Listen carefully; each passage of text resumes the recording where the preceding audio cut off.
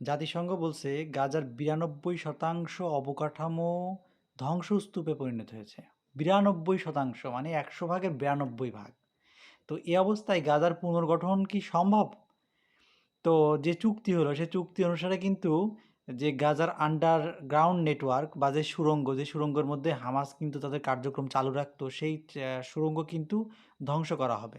শুধু তাই নয়, এই সুড়ঙ্গ ধ্বংস পরবর্তী হামাসকে কিন্তু নিরস্ত্র হয়ে যেতে হবে। মানে হামাস কিন্তু কি করতে পারবে না, কোনো অস্ত্র নিয়ে যুদ্ধে যেতে পারবে না, কোনো অস্ত্র নিজের কাছে রাখতে পারবে না। তাদেরকে কি দেওয়া হবে? সেফ এক্সিট দেওয়া হবে।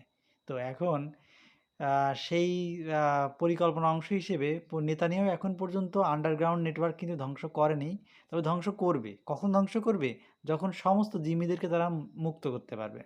সমস্ত জিম্মিদেরকে মুক্ত করার পরবর্তীতেই ইসরায়েল ফাইনাল একটা অ্যাটাক করবে। কেন এই ফাইনাল অ্যাটাক করবে? কারণ ইসরায়েল চায় পুরো 92% না, পুরো 100 ভাগ, শতভাগ গাজার অংশকে ধ্বংস করে দিতে। তো শতভাগ ধ্বংস করে তারা কি করবে? নিজেদের মতো করে ফিলিস্তিনিদেরকে একটি উন্মুক্ত জেলখানার মতো জায়গায় রেখে তাদেরকে আটকে রাখবে।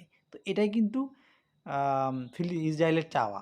শুধু চাওয়াই নয়, তারা কি করছে? কাতারের 3 জন যে আলোচক, যারা কিন্তু এই নেগোসিয়েশন বা মধ্যস্থকে ছিল, তাদেরকে কি করছে? অলরেডি হত্যা করেছে। আচ্ছা।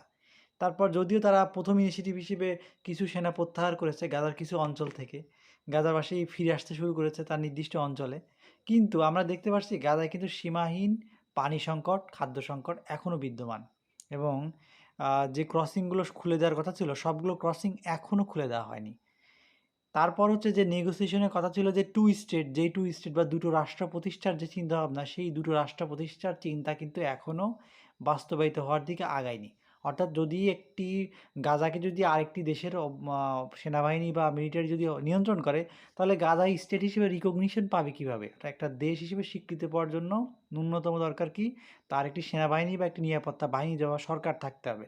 তো সরকার যদি বিদেশি সরকার হয়, তাহলে সেই দেশ তো আসলে দেশ হিসেবে স্বীকৃতি পাবে না।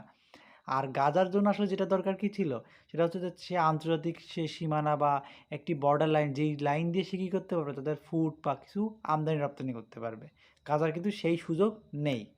তো এমতো সিচুয়েশনে আসলে গাজারকে আসলে যে মানে নেগোসিয়েশন করা হলো, এটার সলিউশনটা আসলে খুব যে ভালো দিকে যাবে, তার সম্ভাবনা দেখা যাচ্ছে না।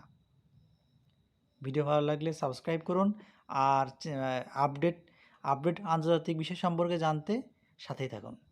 ধন্যবাদ।